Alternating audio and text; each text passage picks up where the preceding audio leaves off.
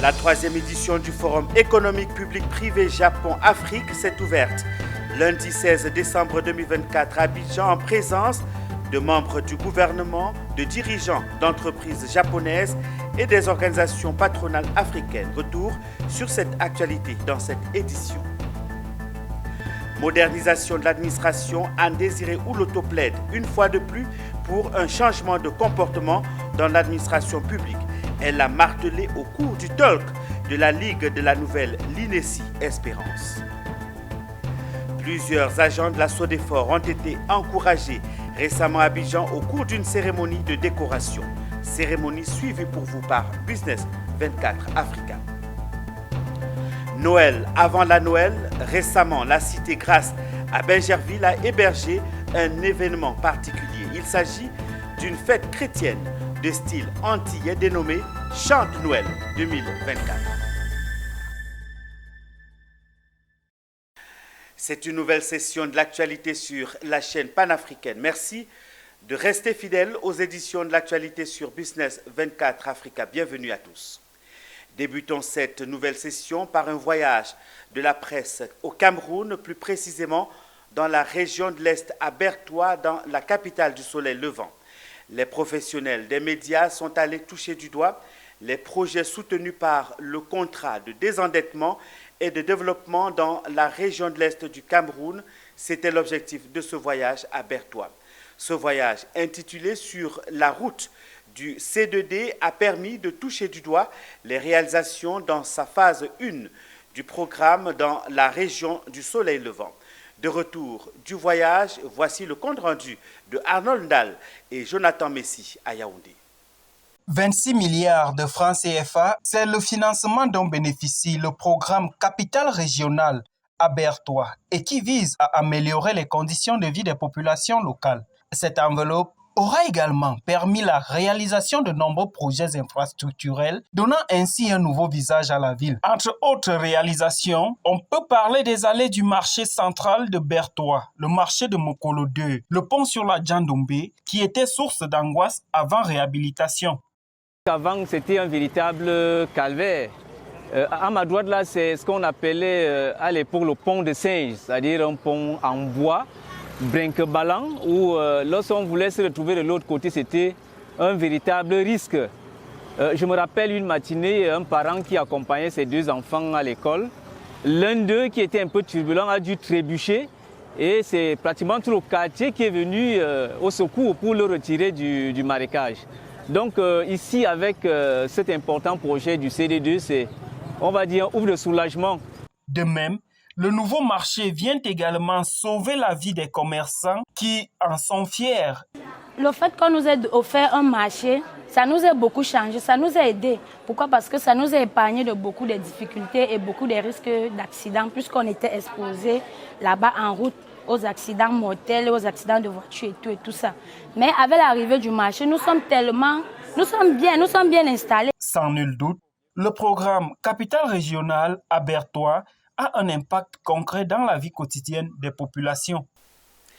Merci à nos correspondants à Yaoundé, la capitale du Cameroun. Retour sur l'actualité en Côte d'Ivoire avec ce forum économique qui s'est ouvert ce lundi 16 décembre 2024 à Abidjan. Il s'agit de la troisième édition du forum économique public-privé Japon-Afrique. Placé sous le thème collaboration, co-innovation et co-création avec l'Afrique pour développer notre avenir, ce forum se tient pour la première fois en Afrique de l'Ouest et a rassemblé une forte délégation de membres du gouvernement japonais, une trentaine de ministres des pays africains ainsi que des participants issus d'institutions internationales et régionales, tant du secteur public que privé. Sandrine Kwame revient sur l'ouverture de ce forum, très attendu par le secteur privé africain. Reportage. Choisi comme hôte, c'est Abidjan qui accueille pour la première fois en Afrique de l'Ouest le Forum économique public-privé Japon-Afrique. Ce forum se présente comme une opportunité de promouvoir et renforcer la coopération entre les entreprises japonaises et africaines, en développant continuellement les potentialités commerciales et d'investissement. L'Afrique est le continent du futur et du présent, au regard de la structure de sa population, de ses atouts économiques et de la conjoncture économique internationale. Ce tableau positif montre l'importance des opportunités d'investissement qui découlent des besoins de financement encore plus importants pour permettre d'exploiter le potentiel dans bien des domaines à rendre compétitifs. Le secteur privé ivoirien s'est réjoui du choix porté sur la Côte d'Ivoire pour abriter cette troisième édition. Ce choix confirme l'attractivité de notre beau pays, un environnement stable où l'on peut investir en toute sérénité et prospérer dans les affaires. Ce forum est un levier essentiel pour promouvoir l'innovation et le transfert des technologies entre le Japon et les pays africains, tout en contribuant à l'atteinte des objectifs de développement durable sur le continent. Les investissements japonais en Afrique se concentrent dans les secteurs de l'énergie, de l'eau, des infrastructures, de la santé, des finances vertes et de la logistique. Cette dynamique pourrait se renforcer à l'avenir, compte tenu des énormes potentialités du continent. Depuis 2018, le forum se tient en Afrique tous les 3 ans pour promouvoir et renforcer les liens commerciaux entre le Japon et l'Afrique. Les précédentes éditions ont eu lieu en Afrique du Sud en 2018 et au Kenya en 2022. Parlons de tourisme. Bonne nouvelle pour la formation touristique en Côte d'Ivoire. Vatel Hôtel et Tourisme Business School viennent de déposer leurs valises à Abidjan. Une occasion pour les étudiants de bénéficier d'une formation académique en forte dimension pratique. Les détails avec Eunice Bogou. C'est fait. Désormais, Vatel Hôtel et Tourisme Business School sont installés en Côte d'Ivoire. Une aubaine pour les étudiants ivoiriens au regard de la formation proposée par Vatel avec sa forte dimension pratique. Les étudiants auront l'opportunité de suivre un programme de bachelor et de MBA d'une durée de 3 ans, mais aussi des formations continues destinées aux professionnels déjà en activité. Ces formations sont axées sur le management hôtelier ainsi que sur les services touristiques. Un accent particulier sera mis sur la qualité du service, un enjeu majeur pour l'avenir du secteur en Côte d'Ivoire. L'Afrique est un grand continent en développement. Nous sommes présents ici en Côte d'Ivoire pour assurer notre présence à très long terme. Nous avons des objectifs très ambitieux de recrutement, non seulement pour la Côte d'Ivoire, mais aussi pour la sous-région. Le point de la formation continue, il débouche à 100% sur des emplois parce qu'en fait, vous avez une demande qui est beaucoup plus élevée que l'offre sur le marché. Donc même si on s'attelle à former près de 1000 enfants par an, on aura en fait la demande par la suite à hauteur entre 80 et 85% après de l'emploi. Ça, c'est pour la formation continue. En ce qui concerne les formations initiales avec le bachelor et le MBA, c'est des formations sur 3 ans. Donc nous anticipons l'évolution du secteur et former en fait des cadres. L'arrivée de Vatel en Côte d'Ivoire est également perçue comme un soutien crucial pour renforcer la compétitivité du secteur touristique ivoirien. C'est en tout cas l'avis de Siandou Fofana, ministre du Tourisme et des Loisirs. Je dis merci à M. Mike Kofi, cadre émérite ivoirien, qui croit que dans un domaine de banque d'affaires a pris la trajectoire, le conduisant à aider le secteur du tourisme à se doter d'une institution de formation de renom et de classe mondiale. Et en venant avec Vatel, c'est d'abord une qualification, c'est nous apporter une solution de taille. Vatel est un groupe international de référence présent dans 32 pays. Il compte plus de 50 écoles à travers le monde.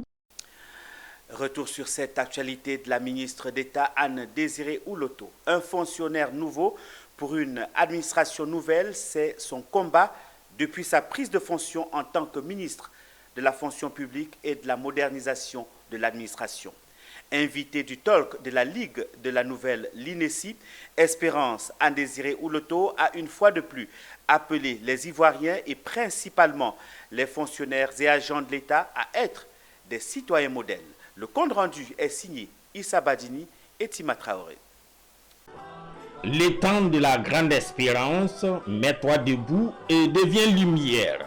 C'est le slogan de la Ligue de la Nouvelle Espérance, initiatrice de ce talk.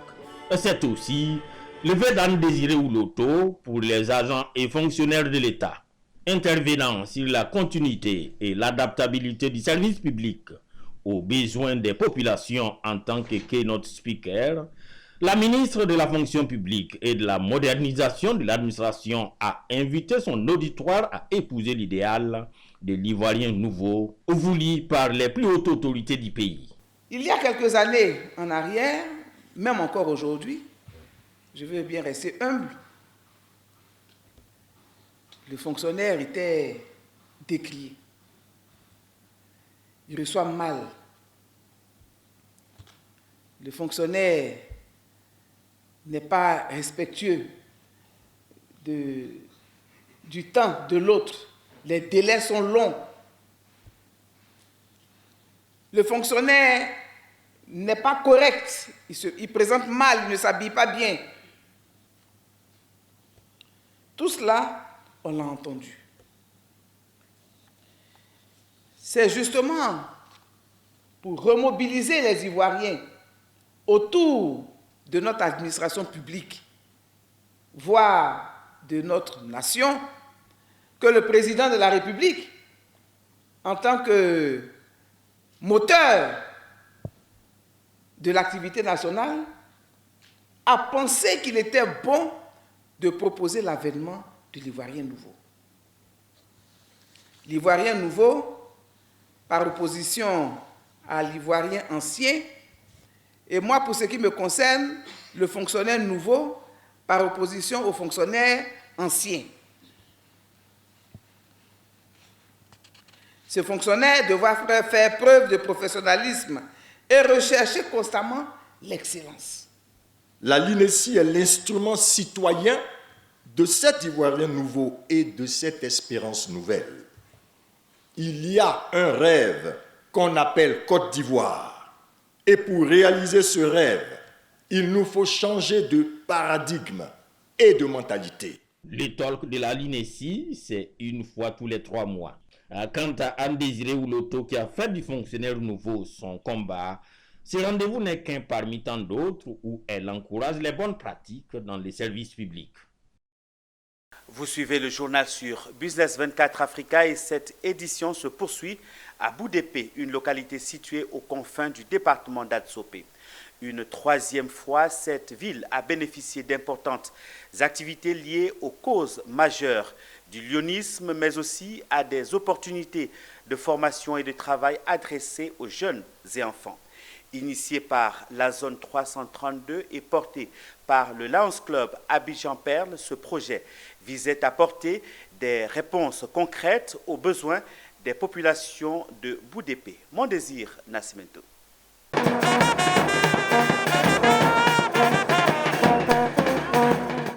Groupe scolaire 1 à 3 de Boudépé, il sonne 7 h le samedi 14 décembre quand les Lions de Côte d'Ivoire ont fait leur apparition sur le terrain de foot de ce complexe scolaire.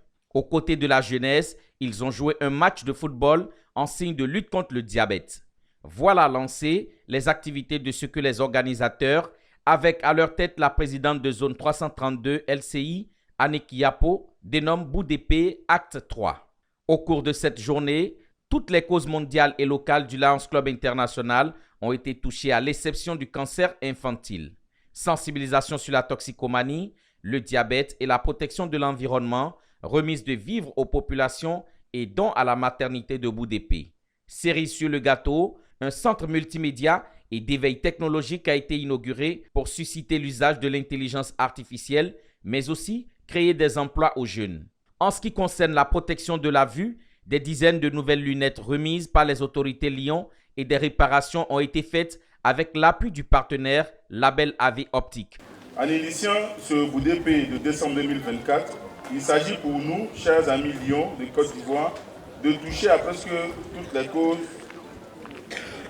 majeures, mondiales et locales, notamment la lutte contre la faim, la toxicomanie, le diabète, le paludisme, le sida, la protection de l'environnement et de la vue. À cela, nous ajoutons une opportunité d'apprentissage de l'outil informatique pour la jeunesse de Boudépé.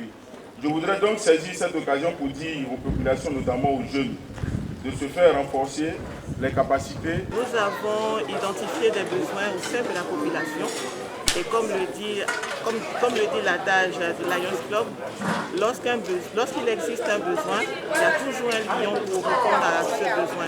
Quasiment tout le village de Boudépé a été impacté parce que rien que les vivres qui ont été donnés, le dépistage du diabète que nous avons fait, la sensibilisation au diabète à travers ce match de football qui a rassemblé la jeunesse.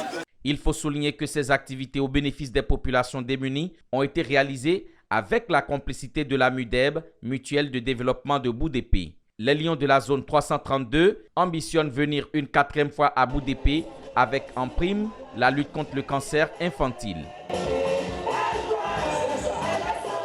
Je vous le disais en titre, l'actualité, c'est aussi cette cérémonie de décoration du personnel de la SODEFOR, la société de développement des forêts SODEFOR, a organisé ce jeudi 12 décembre 2024 à Abidjan une cérémonie de décoration en l'honneur de son personnel.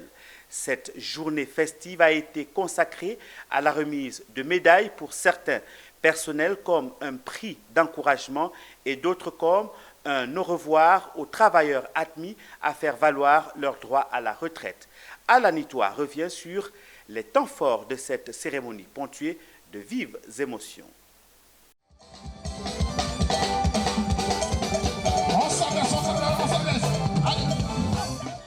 Ils sont plus de 10 récipiendaires qui, après avoir travaillé dur pendant plusieurs années à la SODEFOR, à recevoir des médailles d'honneur pour enfin se reposer. Ces médailles décernées ce jour viennent donc récompenser l'ancienneté des services des salariés, leur fidélité et la qualité du travail fourni. En cette occasion, il est également important de souligner que vos performances s'inscrivent pleinement dans la vision du président de la République, son Excellence Alassane Ouattara. Diabaté Moussa, sous-directeur de la formation au nom de tous les retraités, a tenu à son tour un discours de remerciement. Nous sommes honorés. Nous n'avons pas assez de mots si ce n'est de vous dire merci. Parce que pour nous, c'est une grâce. Passer tout ce temps-là, pour certains, 40 ans et plus pour certains, dans la même entreprise, sortir de cette entreprise en bonne santé, on dit merci à Dieu. À savoir, la SODEFOR a rendu hommage à un de ses agents, Boussou Augustin, décédé en septembre dernier, qui devrait être également parmi ceux qui ont été décorés. Mais au-delà de la force humaine, il a été malheureusement représenté par son épouse. On reste dans le même contexte pour célébrer les acteurs des médias et de la culture. La 5e édition du Forum international des radioservices et télévision First a connu son apothéose le 14 décembre avec un dîner de distinction. Au cours de cette soirée, plusieurs pionniers et légendes de médias ainsi que des acteurs du monde culturel ont été récompensés pour leur parcours et leur contribution dans leurs domaines respectifs. Un moment captivant qui vous a fait dire, ami Korobara, que le travail bien fait mérite une récompense. Le reportage est signé Richard Akeke. Une cérémonie de reconnaissance, mais aussi de consécration pour ces nombreux pionniers et légendes qui ont écrit en lettres d'or leur parcours dans le paysage médiatique et culturel ivoirien. Cette cérémonie a été l'occasion de célébrer des parcours d'exception, certains à titre posthume dans une ambiance empreinte de témoignages émouvants et de reconnaissance. C'est une joie pour nous, en tant qu'organe de presse, de recevoir un prix par une organisation dans le domaine de la presse. First Magazine reconnaît aujourd'hui les mérites de PME Magazine. Mais il faut dire que reconnaître les mérites de PME Magazine veut dire donc que nous devons rester plus haut. Ça veut dire qu'au stade où nous sommes, nous ne devons pas redescendre. Nous devons fournir encore plus d'efforts et être reconnu à chaque organisation. First des débats télévisés. C'est quelqu'un qui a suscité beaucoup de vocations dans le milieu du journalisme. Et puis bon, on en est très fiers et on espère que ça apportera quelque chose encore à notre famille. Alors ce prix, je le dédie particulièrement à ma mère qui n'est plus de ce monde, mais elle m'a porté, elle m'a encouragé, elle ne ratait aucun de mes reportages, elle m'appelait, me donnait ses avis. C'était mon premier supporter et je lui dédie vraiment ce titre. C'est un grand sentiment parce que tu sais qu'après Bamba Bakari, l'humour c'est moi qui l'ai développé. Alors c'est à travers moi aujourd'hui que tous mes autres frères copient. Et ils copient bien, donc ça me rassure et ça me fait chaud au cœur. Cette 5e édition des First Awards aura été une célébration de mémoire, d'unité et de reconnaissance. Nous approchons déjà du 25 décembre 2024 qui marque la célébration de la fête de Noël. Le bonheur de tout parent lors de cette fête, c'est de voir son enfant épanoui.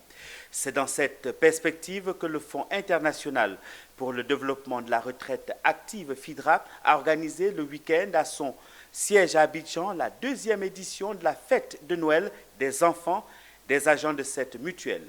Une cérémonie sous un arbre qui a produit beaucoup de cadeaux pour les enfants qui en ont profité. Le point avec Alanitois et c'était ici.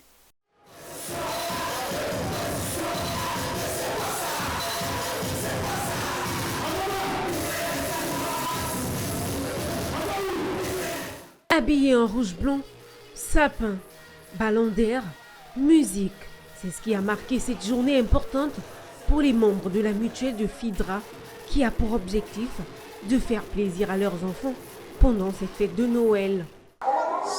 Ce moment a été voulu pour permettre à nos enfants de se retrouver entre eux, se connaître et s'amuser mutuellement pour célébrer donc cette fête qui leur est entièrement dédiée, donc c'est-à-dire la fête de Noël.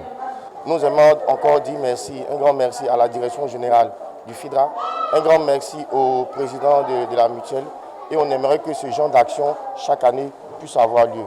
Content qu'ils sont, ces enfants remercient leurs parents pour cette initiative. Elle a sauté dans le château gonflable. Et puis, le Père Noël nous a pris et puis nous a donné le cadeau. Je suis là pour l'arbre de Noël du travail de ma mère. Aujourd'hui, on a dansé, on a sauté, on a joué avec un clown. Et le Père Noël nous a partagé les cadeaux. La distribution de cadeaux, les jeux d'équilibre ainsi que de toboggans sont des moments forts de cette journée qui ont fait la joie de ces enfants comme prévu par leurs parents. Les guirlandes de Noël ont illuminé la ville de Bingerville avant la Noël. Le samedi dernier, la cité grasse de Bingerville a vibré au rythme des Antilles. L'ancien vice-président de l'Association des Antillais et Guyanais de Côte d'Ivoire, Georges Ravoteur, a présenté le Chante Noël 2024, une fête chrétienne aux accents antillais marquant une pause culturelle et spirituelle avant Noël. L'événement, riche en chants et traditions, rappelle aussi les liens historiques avec l'esclavage et invite au partage dans une ambiance festive.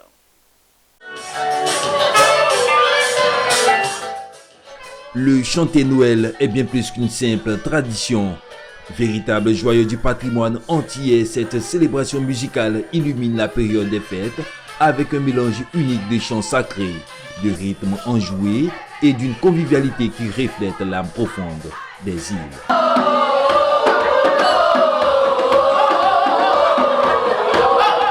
Le chanter Noël, c'est vraiment ce qui nous laisse avec ça. J'aime bien faire ce brassage de culture que l'on devrait faire depuis longtemps et puis d'inviter les gens à découvrir autre chose que ce qu'ils connaissent qu'à la messe ou autre. On fait souvent le chanter Noël chez nous. On n'a pas besoin d'aller à l'église pour faire tout cela. Alors donc, l'approche de Jésus arrivant, voilà ce que nous faisons chez nous. Et c'est ça que je tiens absolument à montrer, comme le carnaval. Né du croisement des héritages africains et chrétiens, Le chantier Noël plonge ses racines dans l'histoire douloureuse de l'esclavage et les pratiques religieuses introduites par les colons. Il faut dire que c'est une innovation pour moi parce qu'il y a des découvertes, il y a des choses que je n'ai pas l'habitude de voir. Ça veut dire par exemple le brassage culturel. Ici aujourd'hui par exemple, Noël, on a l'habitude de faire quelque chose de classique, quelque chose que tout le monde connaît. Ça veut dire que le Père Noël qui vient. Mais ici c'est autre chose. Ça veut dire qu'on vient et on a autre chose qui vient des Antilles. Au-delà de la musique, le chantier Noël est aussi un prétexte pour se réunir autour de plats typiques comme le jambon de Noël, les pâtés salés ou encore le punch coco. Ces soirées souvent improvisées peuvent durer toute la nuit, renforçant le lien social et l'attachement à une culture riche et vivante.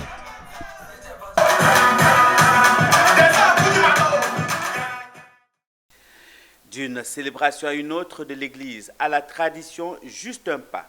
Ce samedi 14 décembre 2024, le village de Kaka, situé dans la commune de Dabou, a vibré au rythme des traditions ancestrales lors de la célébration de l'Ebeb.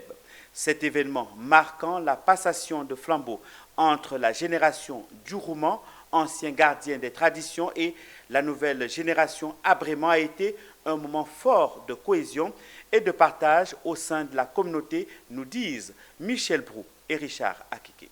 À 18 km de Dabou, le village de Kaka était en effervescence à l'Ebeb, véritable rite de passage en pays à Djoukourou.